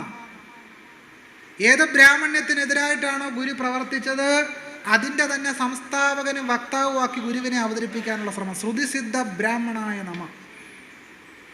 ഗുരു പറഞ്ഞത് എന്താണ്? മനുഷ്യാണ മനുഷ്യത്വം ജാതൃഗോത്വം ഗവാം യഥാ ന ബ്രാഹ്മണാതിരസ്യൈവം ഹാ തത്വം വേത്ത് കോപിന. യഥാ ഗവാം ഗോത്വം, എപ്രകാരമാണോ പശുവിന് പശുത്വം, തഥാ അപ്രകാരം മനുഷ്യാണ മനുഷ്യത്വം ജാതിഹി, മനുഷ്യർക്ക് മനുഷ്യത്വമാണ് ജാതി. ആധുനികമായ ഒരു സ്പീഷീസ് എന്ന് പറയുന്ന സംവർഗത്തിൻ്റെ അടിസ്ഥാനത്തിൽ മനുഷ്യത്വത്തെ, മനുഷ്യൻ പറയുന്ന സംവർഗത്തെ ഗുരു വിലയിരുത്തി. ഗുരു പറഞ്ഞു, ന ബ്രാഹ്മണാതിരസ്യൈവം, ബ്രാഹ്മണാദി ഭേദങ്ങൾ നിലനിൽക്കുന്നില്ല. അത് നമ്മുടെ ഒരു തോന്നലാണ്. ഞാൻ ഈ സംഭാഷണത്തിൻ്റെ ആമുഖത്തിൽ സൂചിപ്പിച്ചതുപോലെ ഒരു ബദൽ ഭാവന, ഇന്ത്യക്കുണ്ടായിരുന്ന ഒരു സാമൂഹ്യ ഭാവന, ചാതുർവർണ്ണ്യത്തിൻ്റെ ലോകവീക്ഷണമായിരുന്നു ഇന്ത്യക്കുണ്ടായിരുന്നത്. ആ ചാതുർവർണ്ണ്യ സാമൂഹ്യ ഭാവനയ്ക്കെതിരായ, മനുഷ്യരെ സമ്പൂർണമായി ചാണകക്കുഴിയിൽപ്പെടുത്തുന്ന സാമൂഹ്യ ഭാവനയ്ക്കെതിരായി സാഹോദര്യത്തിൻ്റെ സഹജീവന സാമൂഹ്യ ഭാവനയെ നാരായണ ഗുരുസ്വാമികൾ സൃഷ്ടിച്ചു എന്നുള്ളതാണ്. ഇന്ത്യക്കുണ്ടായിരുന്ന സാമൂഹ്യ ദർശനം എന്ന് പറയുന്ന ചാതുർവർണ്ണ്യമായിരുന്നു. അതുകൊണ്ടാണ് ഗുരു പറഞ്ഞത്, ഈ ബ്രാഹ്മണന്റെ വിരാട് പുരുഷന്റെ മുഖത്ത് നിന്ന് ബ്രാഹ്മണൻ ഉണ്ടാകുന്നു, പാദങ്ങളിൽ നിന്ന് ശൂദ്രൻ ഉണ്ടാകുന്നു. അതെന്താ, മരം പൊട്ടി മുളയ്ക്കും പോലെയാണോ എന്നാണ് ഗുരു ചോദിച്ചത്. മരം പൊട്ടി മുളയ്ക്കും പോലെയാണോ? ഗുരു ചാതുർവർണ്ണ്യത്തെ അംഗീകരിച്ചേയില്ല. വർണ്ണാശ്രമം നല്ലതാണെന്നാണ് ഗാന്ധി പറയുന്നത് എന്നൊരു അന്തേവാസി ഗുരുവിനോട് പറഞ്ഞപ്പോൾ ഗുരു പറഞ്ഞത്, വർണ്ണവും ആശ്രമവും രണ്ടും രണ്ടാണ്. വർണ്ണമെന്നാൽ ജാതി തന്നെയാണ്. ഗുണകർമ്മങ്ങളെ അടിസ്ഥാനമാക്കിയായിരിക്കാം ഗാന്ധി അങ്ങനെ പറയുന്നത്. ഗുണകർമ്മങ്ങളിൽ സ്ഥായിയായി ഒന്നുമില്ലല്ലോ, പിന്നെ എങ്ങനെ വർണ്ണം നിശ്ചയിക്കാം എന്ന് ഗുരുസ്വാമികൾ ചോദിച്ചു. ഗുണകർമ്മങ്ങളിൽ സ്ഥായിയായി ഒന്നുമില്ലല്ലോ, പിന്നെ എങ്ങനെ വർണ്ണം നിശ്ചയിക്കാം എന്ന് പറഞ്ഞതിലൂടെ ഗീതയുടെ പ്രത്യയശാസ്ത്രത്തെ സമ്പൂർണമായി ഗുരുദേവൻ തള്ളിക്കളഞ്ഞു. സമ്പൂർണമായി തള്ളിക്കളഞ്ഞു. കാരണം ചാതുർവർണ്ണ്യമാണ് ഗീതയുടെ പ്രത്യയശാസ്ത്രം. ചാതുർവർണ്ണ്യമാണ്. ആ ചാതുർവർണ്ണ്യത്തെ ഗുരുസ്വാമികൾ സമ്പൂർണമായി തിരസ്കരിച്ചു. സമ്പൂർണമായി തിരസ്കരിച്ചു. ഗുരുവിൻ്റെ ലോകവീക്ഷണത്തിൻ്റെ അടിസ്ഥാനത്തിൽ ഗുരു പറഞ്ഞു, നാം ശരീരമല്ല, അറിവാകുന്നു. ഈ ശരീരമില്ലാതെ പോയാലും അറിവായ നാം പ്രകാശിച്ചു കൊണ്ട് തന്നെ ഇരിക്കും. ഇന്ത്യൻ സാമൂഹ്യ ഭാവന അനുസരിച്ച് മനുഷ്യരെ ബ്രാഹ്മണ, ക്ഷത്രിയ, വൈശ്യ, ശൂദ്രാദി ഭേദങ്ങളായിട്ട് സ്ഥാനപ്പെടുത്തുമ്പോൾ ഗുരു മനുഷ്യരെ അറിവായി കണ്ടു. ഗുരു പറഞ്ഞു, നാം ശരീരമല്ല, അറിവാകുന്നു. എല്ലാ മനുഷ്യരും അറിവാണെന്ന് ഗുരു പറഞ്ഞു. എല്ലാം അറിവായി നിന്നിടുന്നു എന്ന് ഗുരു എഴുതി. എല്ലാവരും അറിവാണെന്ന് ഗുരു പറഞ്ഞു. ഗുരു നോക്കുന്നതെല്ലാം അറിവിനെയാണ്. നമ്മളെല്ലാം അറിവാണ്. അതുകൊണ്ടാണ് ഗുരു ഒരിക്കലും ദേഷിക്കാത്തത്. ഗുരുവിന് ഒരിക്കലും അദ്ദേഹത്തിൻ്റെ മുഖത്ത് കാരുണ്യമല്ലാതെ മറ്റൊരു ഭാവം ഇല്ലാത്തതിന് കാരണം എന്താണ്? എല്ലാം അറിവായി നിന്നിടുന്നു. എല്ലാം അറിവാണ്. ലോകം മുഴുവൻ അറിവാണ്. മനുഷ്യരെല്ലാവരും അറിവാണ് എന്ന് ഗുരു പറഞ്ഞു. എല്ലാ മനുഷ്യരെയും അറിവായി സ്ഥാനപ്പെടുത്തുക വഴി ചാതുർവർണ്ണ്യത്തിൻ്റെ ലോകവീക്ഷണത്തെയാണ് ഗുരു തള്ളിക്കളഞ്ഞത്. സമ്പൂർണമായി തള്ളിക്കളഞ്ഞത്. ഇവിടെ ഷൗക്കത്ത് സൂചിപ്പിച്ചൊരു പ്രധാനപ്പെട്ട കാര്യമുണ്ട്. അദ്ദേഹം പറഞ്ഞത്, ഡോക്ടർ പൽപുവിനൊരു കത്തെഴുതി ഗുരുസ്വാമികൾ, നാം യോഗത്തെ വാക്കുകൊണ്ട് വിട്ടതുപോലെ ഇപ്പോൾ മനസ്സുകൊണ്ട് ഉപേക്ഷിച്ചിരിക്കുന്നു. വാക്കുകൊണ്ട് വിട്ടതുപോലെ യോഗത്തെ മനസ്സുകൊണ്ട് വിട്ടിരിക്കുന്നു. ഗുരുദേവൻ്റെ സമുദായ സങ്കല്പം എന്തായിരുന്നു? നമ്മുടെ സമുദായ സംഘടന എല്ലാ മനുഷ്യരെയും ഒന്നായി ചേർക്കുന്നതാകുന്നു എന്നാണ് ഗുരുദേവൻ പറഞ്ഞത്. നമ്മുടെ സമുദായ സംഘടന എല്ലാ മനുഷ്യരെയും ഒന്നായി ചേർക്കുന്നതാകുന്നു. അല്ലാതെ രാവിലെ നേരം വെളുത്തങ്ങോട്ട് എഴുന്നേറ്റത് മുതൽ മുസ്ലിങ്ങൾക്കെതിരെ വിഷം ചീറ്റുന്ന പരിപാടിയുടെ പേരല്ല സമുദായം എന്ന് പറയുന്ന സങ്കല്പം. തൻ്റെ സുഹൃത്തിന് വേണ്ടി ശിവഗിരിയിൽ ഒരു മോസ്ക് പണിയുന്നതിന് പോലും മടിയില്ലാത്ത ആളായിരുന്നു ഗുരുസ്വാമികൾ. അനുകമ്പാദശകത്തിൽ ഗുരു എഴുതി, കരുണാവാൻ നബി മുത്തുരത്നം.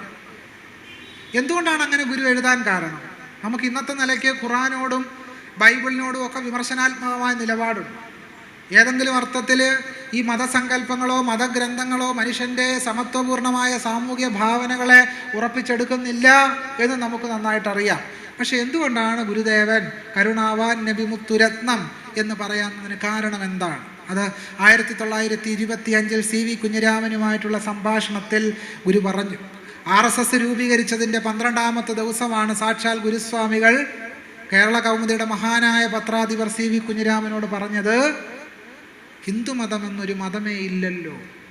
എന്തുകൊണ്ടാണ് ഹിന്ദുമതം എന്നൊരു മതമേ ഇല്ലല്ലോ എന്ന് ഗുരു പറയാൻ കാരണം ഹിന്ദുമതത്തിൻ്റെ ആ സ്വത്വത്തെ അംഗീകരിച്ചാൽ ജാതി സ്വത്വത്തെ അംഗീകരിക്കേണ്ടി വരും. അതുകൊണ്ട് ഹിന്ദു എന്ന് പറയുന്ന മതസ്വത്വത്തെ ഗുരു അംഗീകരിച്ചതേയില്ല. ഗുരു പറഞ്ഞു, ഇസ്ലാം മതത്തിൻ്റെ സാരം സാഹോദര്യമാകുന്നു, ക്രിസ്തു മതത്തിൻ്റെ സാരം സ്നേഹമാകുന്നു. സ്നേഹമില്ലാതെ സാഹോദര്യമോ സാഹോദര്യമില്ലാതെ സ്നേഹമോ നിലനിൽക്കുന്നില്ല. തൻ്റെ സമാധിക്ക് 1 വർഷം മുമ്പ് കൊച്ചി പള്ളാത്തുരുത്തിൽ നടന്ന യോഗത്തിൽ ഗുരുസ്വാമികൾ ഒരു ആശംസാപത്രം അയക്കുന്നുണ്ട്. ആശംസാപത്രത്തിൽ പറഞ്ഞു, ഒരു ജാതി, ഒരു മതം, ഒരു ദൈവം എന്ന സനാതന ധർമ്മം. ഒരു ജാതി, ഒരു മതം, ഒരു ദൈവം എന്ന സനാതന ധർമ്മങ്ങൾ.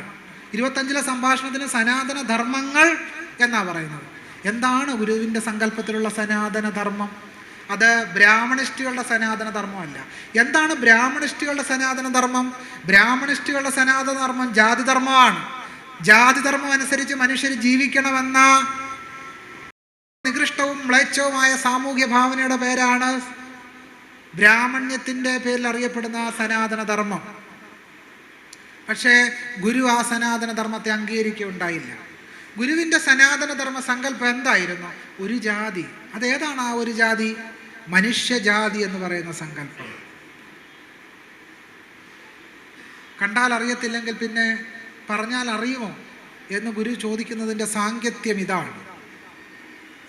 പക്ഷേ നമ്മൾ ആദ്യം കണ്ട രാമചന്ദ്രൻ്റെ കഥയിൽ രാമൻ ശംഭൂകനോട് ചോദിക്കുന്ന ചോദ്യം എന്താണ്? കസ്യാം യോന്യ, താങ്കളുടെ യോനി ഏതാണ്, താങ്കളുടെ ജാതി ഏതാണെന്നാണ് ആര് ചോദിക്കുന്നത്? വാൽമീകിയുടെ രാമൻ ശംഭൂകനോട് ചോദിക്കുന്നത്. എന്താണ് നാരായണ ഗുരുസ്വാമികൾ നമ്മളെ പഠിപ്പിച്ചത്? നാരായണ ഗുരുസ്വാമികൾ നമ്മളെ പഠിപ്പിച്ചത് പേരൂരു തൊഴിലീ മൂന്നും പോരുമായത് കേൾക്കണം, ആരു നീയെന്ന് കേൾക്കണ്ട, നേരു മെയ് തന്നെ ചൊൽകയാൽ. പേര്, ഊര്, തൊഴില്, ഇത് മൂന്നും അറിഞ്ഞാൽ മതി. ഏത് തൊഴില്? പാരമ്പര്യ തൊഴിലല്ല, ആധുനികമായ തൊഴിലെന്ന് പറയുന്ന സങ്കല്പത്തെ പറ്റിയാണ്. തൊഴിൽ എന്ന വാക്ക് ആ അർത്ഥത്തിൽ നാരായണ ഗുരുസ്വാമികൾ ആധുനിക വിവക്ഷയോടുകൂടിയാണ് ഉപയോഗിക്കുന്നത്, പ്രാചീനമായ പാരമ്പര്യ വൃത്തിയുടെ അടിസ്ഥാനത്തിലല്ല. കാരണം എപ്പോഴാണ് പേര് പ്രധാനമായി തീരുന്നത്? മനുസ്മൃതി അനുസരിച്ച് മനുഷ്യർക്ക് അന്തസ്സുള്ള പേരിടാൻ അവകാശമില്ല. ബ്രാഹ്മണൻ ഉത്തമമായ പേരും ശൂദ്രന് അധമമായ പേരും മാത്രമേ നൽകാൻ പാടുള്ളൂ എന്നാണ് മനുസ്മൃതി പറയുന്നത്. ഒരു ശൂദ്രന്റെ പേര് കേട്ടാൽ ചാണകത്തിൽ തവിട്ടിയ ഫീലിംഗ് ആയിരിക്കണം. ഇങ്ങനെ മനുഷ്യർക്ക് നികൃഷ്ടമായ പേര് നൽകുന്നതിനെ പറ്റിയാണ് മനുസ്മൃതി പറയുന്നത്. അപ്പൊ പേര്, ഊര്, തൊഴില്, ഇത് മൂന്നും ഗുരുസങ്കല്പം അനുസരിച്ച് ആധുനികമായ വിവക്ഷയിലാണ്. സ്വാതന്ത്ര്യം, സമത്വം, സാഹോദര്യം എന്ന് പറഞ്ഞ ആധുനിക ലോകവീക്ഷണത്തിനകത്താണ് പേരും ഊരും തൊഴിലും സ്ഥാനപ്പെടുന്നത്. പേര് ആ അർത്ഥത്തിൽ ആധുനികമായ ആത്മാഭിമാനത്തിൻ്റെ പ്രതീകമാണ് പേര് എന്ന് പറയുന്നത്. അതുവരെ പേര് എങ്ങനെയുള്ളതായിരുന്നു? പേരില്ലാത്ത മനുഷ്യരുണ്ടായിരുന്നു. നാട്യശാസ്ത്രത്തിൽ കഥാപാത്രങ്ങളെ എങ്ങനെ അഭിസംബോധന ചെയ്യണമെന്ന് പറയുന്നുണ്ട് ഭരതമുനിയുടെ നാട്യശാസ്ത്രത്തിൽ. വയസ്യ എന്ന് വിളിക്കേണ്ടത് ജാതിയിൽ തുല്യനായ ഒരാളെ മാത്രമേ വയസ്യ എന്ന് വിളിക്കാൻ പാടുള്ളൂ എന്നാണ് നാട്യശാസ്ത്രം പറയുന്നത്. വയസ്യ എന്ന് പറഞ്ഞാൽ കൂട്ടുകാരാന്ന് വിളിക്കേണ്ടത് ആരാണ്? ജാതിയിൽ തുല്യനായ ഒരാളെ മാത്രമേ വയസ്യ എന്ന് വിളിക്കാൻ പാടുള്ളൂ. ഒരധമനെ എന്ത് വിളിക്കണം? ഹാ ഹന്തേ ദിവാ അധമഹ എന്ന് നാട്യശാസ്ത്രത്തിൽ പറയും.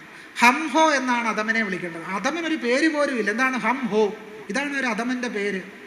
കേരളത്തിലെ നാട്ടുവീഴികളിലൂടെ, നടപ്പാതകളിലൂടെ ഹോ ഹോ എന്ന് പറഞ്ഞ ആളുകൾ പോയൊരു കാലം ഉണ്ടായിരുന്നു. ആ ഹോ ഹോ എന്ന് പറയുന്ന പ്രത്യയശാസ്ത്രം എവിടെ നിന്നാണ് വന്നത്? അത് ഭരതമുനിയുടെ നാട്യശാസ്ത്രത്തിൽ നിന്നാണ് അതിൻ്റെ ഉരുവം, അതിൻ്റെ സൃഷ്ടി രൂപം കൊള്ളുന്നത്. അതിൻ്റെ സൃഷ്ടിയെ രൂപപ്പെടുത്തിയത് ഭരതമുനിയുടെ നാട്യശാസ്ത്രമാണ്. ആ നികൃഷ്ടമായ പേരിടൽ സമ്പ്രദായത്തെ ഗുരുസ്വാമികൾ തിരസ്കരിച്ചു. ആധുനികമായ പേരിടുന്ന ഒരു സങ്കല്പം രൂപീകരിച്ചു. പേര്, ഊര്, തൊഴില്. ഈ തൊഴിലെന്ന് പറയുന്ന ഒരു ആധുനികമായ സങ്കല്പത്തിലേക്ക് ഗുരു വരികയാണ്. അതുകൊണ്ടാണ് ഗുരുവിൻ്റെ നേതൃത്വത്തിൽ ഒരു വ്യവസായ പ്രദർശനം തന്നെ നടക്കുന്നത്. കാരണം ആധുനികമായ തൊഴിലെന്ന് പറയുന്ന സങ്കല്പത്തെ സംബന്ധിച്ച് ഉത്തമമായ ബോധ്യം ഗുരുദേവൻ ഉണ്ടായിരുന്നത് കൊണ്ടാണ്. ഒരിക്കൽ തിരുവനന്തപുരത്ത് ഒരു പരിപാടിയിൽ പങ്കെടുക്കുന്ന സന്ദർഭത്തിൽ ഗുരു കുറച്ച് പുലയ സമുദായത്തിൽപ്പെട്ട ആളുകളെ കാണുകയുണ്ടായി. അവരവരുടെ ദൈന്യതയെപ്പറ്റി ഗുരുവിനോട് പറഞ്ഞപ്പോൾ ഗുരു പറഞ്ഞ മറുപടി നിങ്ങളെല്ലാം പണമാണല്ലോ എന്നാണ്. നിങ്ങളെല്ലാം പണമാണല്ലോ. ഇതൊരു പുതിയ വീക്ഷണമാണ്. അതുവരെ മനുഷ്യരെ നികൃഷ്ട ശരീരങ്ങളായി സ്ഥാനപ്പെടുത്തിയിരുന്നപ്പോൾ ആധുനികമായൊരു സമ്പദ് ശാസ്ത്രത്തിൻ്റെ വെളിച്ചത്തിൽ പുലയ സമുദായക്കാരെല്ലാം പണമാണെന്നാണ് ഗുരു പറഞ്ഞത്. ശരീരത്തിന് ഒരു പുതിയ സാമ്പത്തിക വിമോചനാത്മകമായൊരു സാമ്പത്തിക ശാസ്ത്രത്തിൻ്റെ ദർശനത്തിൽ പുലയരെ ഗുരു കാണുകയാണ്. നിങ്ങളെല്ലാം പണമാണല്ലോ, നിങ്ങൾ വിചാരിച്ചാൽ പണമുണ്ടാകും, നിങ്ങളെല്ലാം, നിങ്ങളുടെ ദേഹങ്ങൾ പണമാണല്ലോ എന്നാണ് ഗുരു പറയുന്നത്. അതുവരെ ഈ ദേഹങ്ങൾ അടിച്ചമർത്തപ്പെടേണ്ട, പണമുണ്ടാക്കാൻ കഴിയാത്ത, പണമുണ്ടാക്കാതെ നശിച്ചു പോകേണ്ട ഹിംസാത്മക നികൃഷ്ട ശരീരങ്ങളായി ഇന്ത്യൻ ബ്രാഹ്മണ്യം പുലയരെയും പറയരെയും ആദിവാസികളെയും ദളിതരെയും സ്ഥാനപ്പെടുത്തിയപ്പോൾ നിങ്ങളെല്ലാം പണമാണെന്ന് പറഞ്ഞുകൊണ്ട് വിമോചനാത്മകമായ ഒരു രാഷ്ട്രീയ ശരീരമായി ഗുരുദേവൻ ദളിതരെ സ്ഥാനപ്പെടുത്തി. നാം ശരീരമല്ല അറിവാകുന്നു എന്ന് പറഞ്ഞതിലൂടെയും അതുവരെയുള്ള ആത്മസങ്കല്പങ്ങളിലൂടെ, അതുവരെ നിലനിന്ന ആത്മസങ്കല്പങ്ങളിൽ ബ്രാഹ്മണൻ ഏറ്റവും ഉത്തമനും ക്ഷത്രിയൻ അതിന് താഴെയും ശൂദ്രൻ അതിന് താഴെയും ഈ ഉത്തമ അധമ ഭാവേന ഭേദപ്പെടുന്നൊരു കാലഘട്ടത്തിൽ മനുഷ്യരെല്ലാം അറിവാണ് എന്ന് പറഞ്ഞുകൊണ്ട് തുല്യതയുടെ ഒരു ദർശനമാണ് യഥാർത്ഥത്തിൽ ഗുരു ആവിഷ്കരിച്ചത്. നിങ്ങളെല്ലാം പണമാണ് എന്ന് പറയുമ്പോഴും ഇതുതന്നെയാണ് ഗുരു ചെയ്യുന്നത്. ഇതൊരു പുതിയ തരം വിമോചനമാണ്. അതുവരെ കണ്ടിരുന്ന കാഴ്ചപ്പാടുകളിൽ നിന്ന് വ്യത്യസ്തമായൊരു കാഴ്ചപ്പാട് ഗുരു കേരള സമൂഹത്തിന് മുമ്പിൽ അവതരിപ്പിക്കുകയാണ്. സോദരത്വേന വാഴുന്ന മാതൃകാ സ്ഥാനമെന്ന് എന്തുകൊണ്ടാണ് ഗുരു അരിയൂപ്പുറത്ത് എഴുതി വെക്കാൻ കാരണം? അരിയൂപ്പുറത്ത് അങ്ങനെ എഴുതി വെക്കാൻ കാരണം അതുവരെ കേരളത്തിലുണ്ടായ ക്ഷേത്ര സങ്കല്പങ്ങളിൽ എന്തില്ലായിരുന്നു? സാഹോദര്യം ഉണ്ടായിരുന്നില്ല. കേരളത്തിൽ കുടികൊണ്ടിരിക്കുന്ന ഒരു ദൈവങ്ങൾക്കും മനുഷ്യരോട് സാഹോദര്യം ഉണ്ടായിരുന്നില്ല. കേരളത്തിലെ പൂണൂലിട്ട ദൈവങ്ങൾക്ക് മനുഷ്യരെ കണ്ടുകൂടായിരുന്നു, മനുഷ്യരെ തൊട്ടുകൂടായിരുന്നു. മനുഷ്യരോട് അസ്പൃശ്യതയുള്ള ദൈവങ്ങളായിരുന്നു കേരളത്തിലെ അമ്പലങ്ങളിൽ കുടികൊണ്ടിരുന്ന ദൈവങ്ങൾ മുഴുവൻ.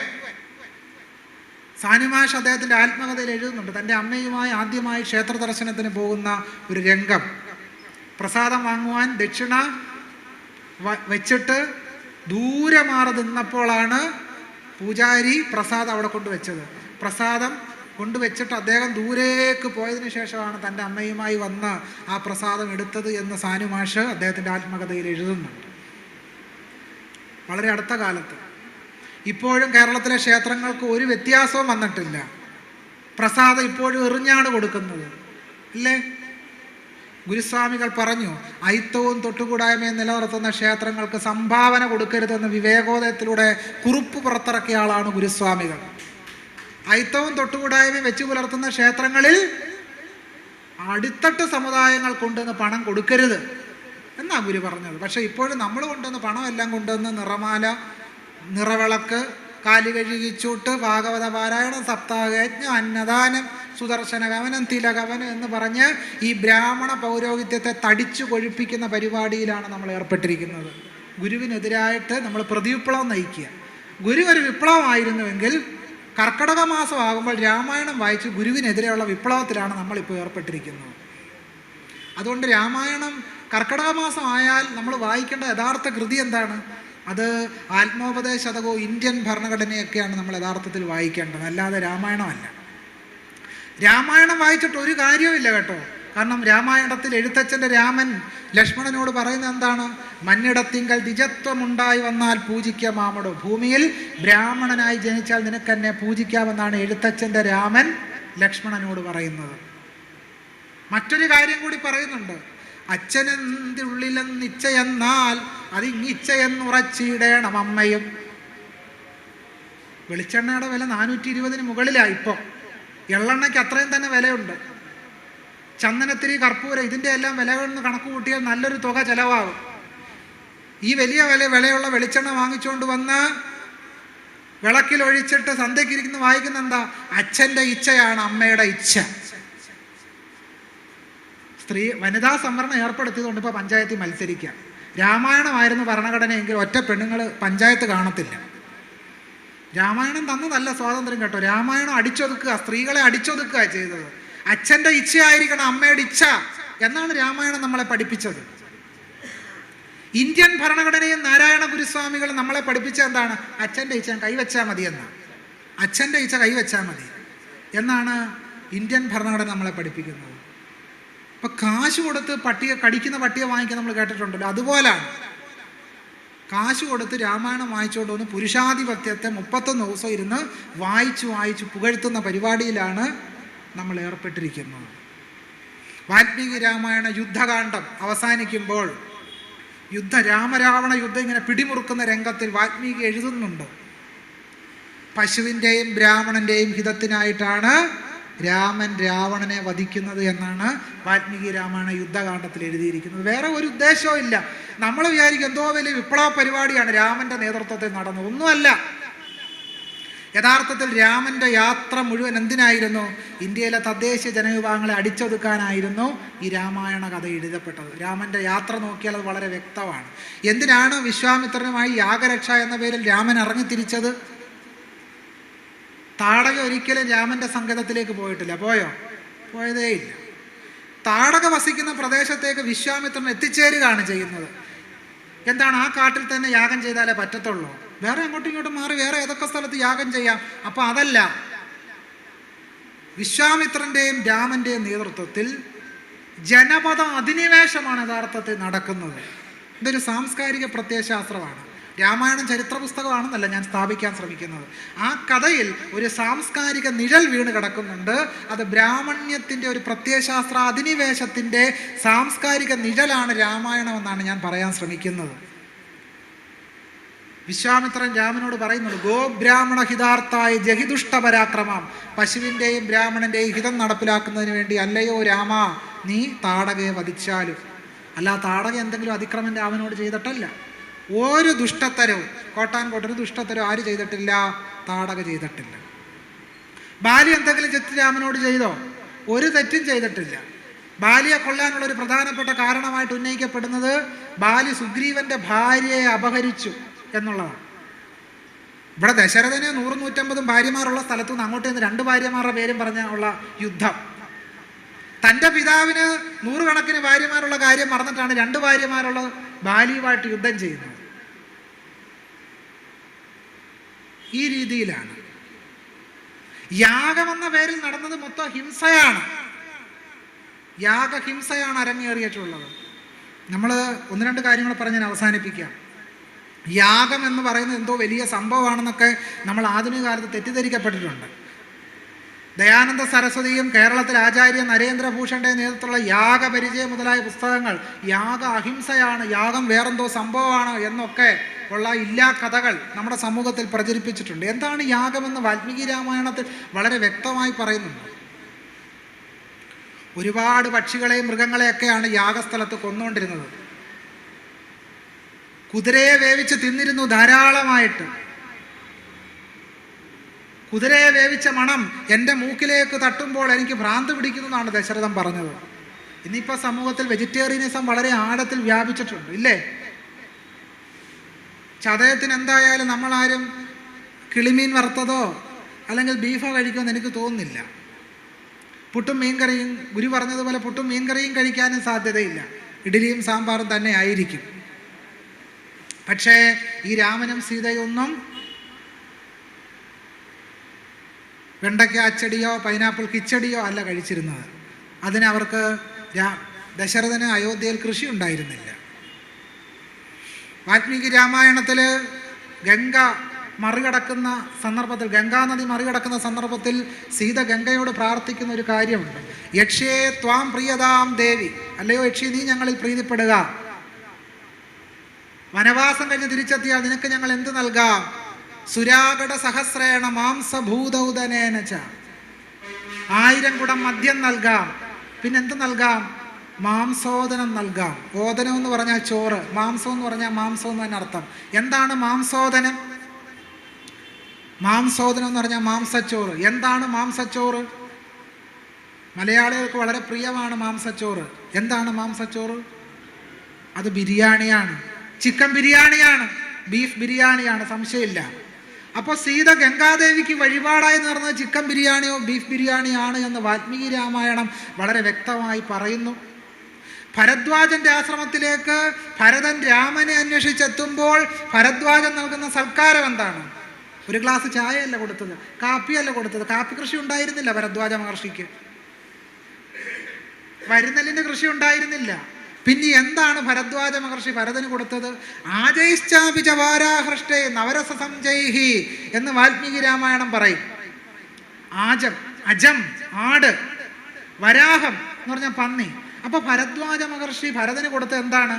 നല്ല ഒന്നാന്തരം മാട്ടിറച്ചിയും നല്ല വേവിച്ച വരട്ടിയ പന്നിയിറച്ചിയാണ് ഭരദ്വാജ മഹർഷി ആർക്ക് കൊടുത്തത്? ഭരതന് കൊടുത്തത്. അല്ലാതെ സംഭാരം കൊടുത്ത് സൽക്കരിച്ചു എന്ന് നമ്മൾ വിചാരിക്കേണ്ട. അതൊക്കെ നമ്മുടെ ഭാവന. വാൽമീകി രാമായണവും അധ്യാത്മ രാമായണവും ഒക്കെ പരമ്പരയായിട്ട് TV സീരിയലിൽ കാണുമ്പോൾ തട്ടത്തിൽ ആപ്പിളും ഓറഞ്ചും ഒക്കെ ഇരിക്കുന്നത് നമ്മൾ കാണും. പക്ഷേ തട്ടത്തിൽ മാത്രമേ ഉള്ളൂ. വാൽമീകി രാമായണം വായിക്കുമ്പോൾ നല്ല ഒന്നാന്തരം മീൻ, ഇറച്ചി ഒക്കെ കാണാം. ഇന്നിപ്പോൾ ഭാര്യയോട് പ്രേമം തോന്നുമ്പോൾ, കാമുകിയോട് പ്രേമം തോന്നുമ്പോൾ, കാമുകൻ അല്ലെങ്കിൽ കാമുകി ഭർത്താവ് ഭാര്യയ്ക്ക് എന്താ വാങ്ങിച്ചു കൊടുക്കുക? മിൽക്കി ബാറോ, ചോക്ലേറ്റോ, ലഡുവോ, ജിലേബിയോ, എൻ്റെ മുത്തേ പൊന്നെ എന്ന് പറഞ്ഞ് കൊടുക്കും, ഇല്ലേ? രാമൻ അങ്ങനെ കൊടുക്കാൻ ലഡു ഉണ്ടായിരുന്നില്ല. രാമൻ അങ്ങനെ സീതയ്ക്ക് കൊടുക്കാൻ ജിലേബി ഉണ്ടായിരുന്നില്ല, മിൽക്കി ബാർ ഉണ്ടായിരുന്നില്ല. എന്താണ് രാമൻ സീതയ്ക്ക് കൊടുത്ത് സന്തോഷിപ്പിച്ചത്? സീതാ മാംസേന ഛന്തയൻ, സീതാ മാംസേന ഛന്തയൻ, സീതയെ മാംസം കൊടുത്ത് സന്തോഷിപ്പിച്ചു. വാൽമീകി രാമായണം ആരണ്യകാണ്ഡത്തിൽ പറയും, നല്ല കൊഴുത്തുരുണ്ട മീനെ പമ്പാ സരസിൽ നിന്ന് പിടിച്ച് ചുട്ടെടുത്ത് രാമൻ സീതയ്ക്ക് കൊടുത്തു എന്നാണ് വാൽമീകി രാമായണം പറയുന്നത്. പക്ഷേ ഇപ്പോൾ കർക്കിടക മാസം ആയാൽ നമുക്ക് പച്ചക്കറി കടയിൽ നിന്ന് ഇറങ്ങാൻ നേരമില്ല. രാമൻ ശുദ്ധ വെജിറ്റേറിയൻ ആണെന്നാണ് നമ്മൾ കരുതുന്നത്. അദ്ദേഹം നല്ല ഒന്നാന്തരമായിട്ട് ബീഫും ചിക്കനും മട്ടനും ഒക്കെ തിന്നാണ് കഴിഞ്ഞത് എന്ന് വളരെ വ്യക്തമായിട്ട് വാൽമീകി രാമായണം പരിശോധിച്ചാൽ അറിയാൻ കഴിയും. ഇത്രയധികം വിശദമാക്കാൻ കാരണം നമ്മുടെ സമൂഹത്തിൽ വളരെ ആഴത്തിൽ ഈ ബ്രാഹ്മണിസം പല രൂപഭാവങ്ങളിൽ പ്രചരിച്ചു കൊണ്ടിരിക്കുകയാണ്. നമ്മളെ അടിച്ചമർത്താനുള്ള പ്രത്യയശാസ്ത്രമായി ബ്രാഹ്മണ്യം നമ്മുടെ സമൂഹത്തിൽ പ്രവർത്തിച്ചു കൊണ്ടിരിക്കുകയാണ്. നമ്മുടെ സമൂഹത്തിൽ സാഹോദര്യത്തിന്, സമത്വത്തിൻ്റെ, സ്വാതന്ത്ര്യത്തിൻ്റെ ഏറ്റവും വലിയ ശത്രു ആരാണെന്ന് ചോദിച്ചാൽ ഡോക്ടർ BR അംബേദ്കർ ഉത്തരം നൽകുന്നു: ബ്രാഹ്മണ്യം. ബ്രാഹ്മണ്യത്തെ ഡോക്ടർ BR അംബേദ്കർ ഇങ്ങനെ നിർവചിച്ചു: സ്വാതന്ത്ര്യം, സമത്വം, സാഹോദര്യം എന്നിവയുടെ നിഷേധസ്ഥാനമാണ് ബ്രാഹ്മണ്യം. ഈ ബ്രാഹ്മണ്യം എന്ന് പറഞ്ഞാൽ ഏതെങ്കിലും ന്യൂനപക്ഷം വരുന്ന സവർണറുടെ മാത്രം കാര്യമല്ല. നമ്മളെ എല്ലാം ആഴത്തിൽ പിടിമുറുക്കിയിരിക്കുന്ന പ്രത്യയശാസ്ത്ര ഹിംസയുടെ പേരാണ് ബ്രാഹ്മണ്യം എന്ന് പറയുന്നത്. അതുകൊണ്ട് നാരായണ ഗുരുസ്വാമികളുടെ ഈ പോരാട്ടം, അദ്ദേഹത്തിൻ്റെ ജീവിതം, ദർശനം, അദ്ദേഹത്തിൻ്റെ വാക്കുകൾ എല്ലാം തന്നെ ഈ ബ്രാഹ്മണിസത്തിനെതിരായ ഒരു പോരാട്ട ജീവിതമായിരുന്നു ഗുരുദേവൻ ജീവിച്ചത് എന്നുള്ളതാണ്. സമാധി അടയുന്നതിൻ്റെ ഏതാനും ദിവസങ്ങൾക്ക് മുമ്പ് അദ്ദേഹം ശിവഗിരി കുന്നിലിരിക്കുമ്പോൾ ദൂരത്ത് നിന്ന് അദ്ദേഹം കാണുന്ന കാഴ്ച, പുലയ സമുദായത്തിൽപ്പെട്ടൊരു കുട്ടിയും ഒരു മുസ്ലിം ബാലനും ഒരു സവർണ സമുദായത്തിൽപ്പെട്ട കുട്ടിയും ഇങ്ങനെ സ്കൂളിലേക്ക് പോകുന്ന രംഗമാണ് ഗുരുദേവൻ ശിവഗിരി കുന്നിലിരുന്ന് കാണുന്നത്. ഗുരു പറഞ്ഞു, ഇതാണ് വേണ്ടത്, ഇതാണ് വേണ്ടത്. സാനിമാഷ് ഇതിനെപ്പറ്റി എഴുതുന്നുണ്ട്. അപ്പം സമൂഹത്തിൽ സാഹോദര്യം, ആ സാഹോദര്യത്തിന് വേണ്ടി അടിയുറച്ചു നിന്ന മഹാനായ മനുഷ്യസ്നേഹി, അതുല്യനായ ചിന്തകൻ, അതുല്യനായ പോരാളി, യഥാർത്ഥത്തിൽ കേരള സമൂഹത്തിന് വലിയൊരു വഴിവിളക്കായ മഹാമനുഷ്യൻ്റെ ഓർമ്മ ദിവസമാണിന്ന്. ആ ഓർമ്മ ദിവസം ഗുരുദേവൻ്റെ പേരിലുള്ള ഒരു പുരസ്കാരം ഏറ്റുവാങ്ങാൻ കഴിഞ്ഞത് വളരെയധികം സന്തോഷമുണ്ട്, വലിയ അഭിമാനമുണ്ട്. എനിക്ക് മുന്നോട്ട് പോകുന്നതിനുള്ളൊരു പ്രചോദനമാണ് ഈ പുരസ്കാരം. ഗുരുദേവൻ്റെ പേരുള്ള പുരസ്കാരം എന്നെ കൂടുതൽ കൂടുതൽ വിനീതനാക്കുന്നു, കൂടുതൽ കൂടുതൽ സംതൃപ്തനാക്കുന്നു. എൻ്റെ പോരാട്ടത്തെ, ഗുരുദേവൻ്റെ ചിന്തകൾ കൂടുതൽ ആത്മാവിൽ വെളിച്ചം പകരുന്ന ഒന്നായി മാറിത്തീർന്നിരിക്കുന്നു. അതിലുള്ള നന്ദിയും കടപ്പാടും ഏറെ സ്നേഹത്തോടുകൂടി രേഖപ്പെടുത്തുന്നു. എളിയ വാക്കുകൾ ഉപസംഹരിക്കുന്നു. നന്ദി, നമസ്കാരം, സ്നേഹാഭിവാദ്യങ്ങൾ.